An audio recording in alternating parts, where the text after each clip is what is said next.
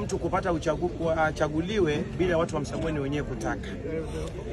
Na la muhimu zaidi niseme ya kwamba, na hili nataka niliseme liwe wazi sana, hasa sana kwa sisi viongozi, right from the president of this country Mheshimiwa Uhuru Kenyatta to former Prime Minister Raila Amolo Odinga na sisi wengine wote, ya kwamba wanasema the power of the people is stronger than the people in power. Hii historia ya kwamba eti mtu anataka kusimama kwenda kupiga pika sijui na nani ndio kuintimidate wananchi, nataka niwaambie, tunasema wananchi siku hizi wa Kenya wanajua chenye wanachotaka na watafuata chenye wanachoamini.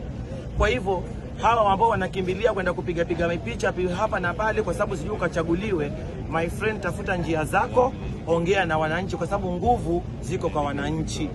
Na nataka nitoe ujumbe tena ya kwa wapwani wote hivi sasa na wa Kenya ya kwamba Raila is a proponent of BBI na yeye ndio mwenye BBI, na alikuja hapa Msambweni akasema hii Msambweni hii by election ni kwamba it's a test ya BBI.